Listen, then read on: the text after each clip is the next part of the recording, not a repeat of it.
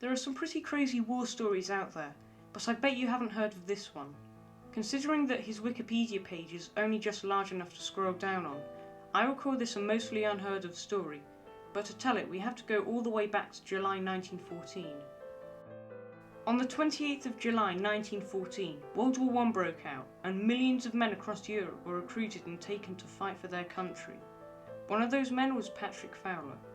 Fowler was an Irish soldier in a cavalry regiment of the British Army. But then, in an attack, Fowler was left stranded and isolated from his regiment, along with 2 other men. With many German troops close by, they chose to leave their horses and split up.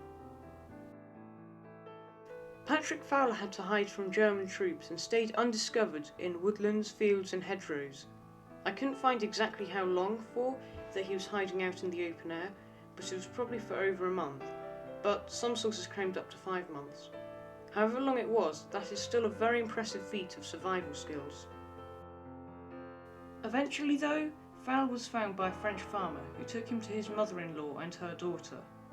Madame Belmont Gobert, the farmer's mother-in-law, took in Fowler as an act of kindness to a complete stranger, which probably saved the unlucky soldier's life. Patrick Fowler's joy would have been short-lived though, as soon after Nazi soldiers took hold of the house as theirs to live in. To avoid being spotted, Gobert, along with her daughter Angeli, rushed Fowler into a large cupboard just in time to hide him from the German soldiers.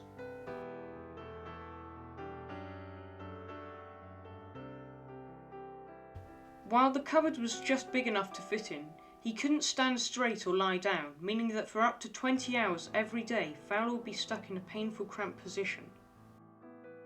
When the German soldiers were asleep, Fowler would get out of the cupboard to stretch his arms, back and legs, and the French family who were caring for Fowler spared some of their already limited rations with him.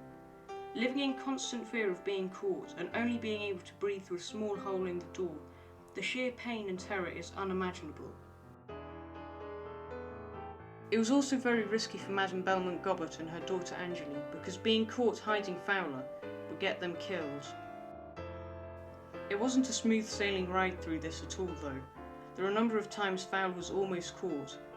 Belmont Gobert kept a close eye on the cupboard, to which a soldier joked that she had a secret food store there.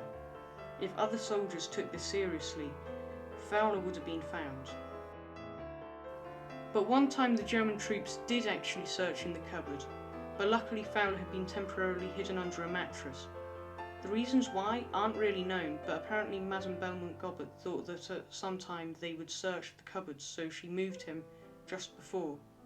This does sound a bit unlikely, but it could be true, I don't know.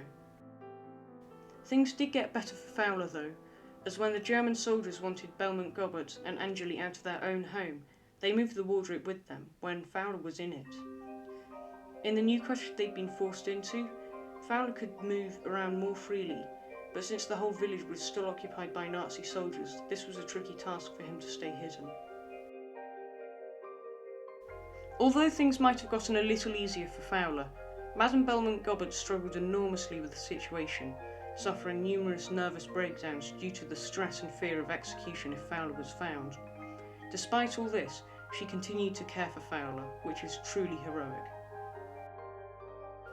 As World War I ravaged Europe, Patrick Fowler was left hiding in a cupboard, only minutes away from being found and consequently killed.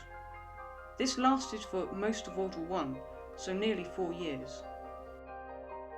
From the 15th of January 1915, after being discovered in a woodland by a local farmer, Patrick Fowler spent most of the time up until October 10th, 1918 in a small cramped wardrobe. On that day, the village was liberated by Fowler's own regiment, the 11th Hussars. After years of terror, Fowler could finally go home to see his wife, who was living off a widow's pension after Fowler was presumed dead. Patrick Fowler also had 2 baby daughters before the war, so returning home would have been a huge relief. Madame Belmont Gobert received the usual compensations that civilians got for looking after soldiers in the war, 2 shillings a day, which backdated nearly 4 years. This story was only uncovered in 1927, after a journalist looking into the case further. So for almost 10 years after this happened, Nearly no one knew about it, and even 100 years later today, most people still don't. After the war, Fowler continued working in the army and eventually retired to a remote farm in the Scottish Highlands. He died in 1964 at the age of 88. In 2000, there was a plan to be made for a film about Fowler's life and extraordinary story, but the project never went ahead.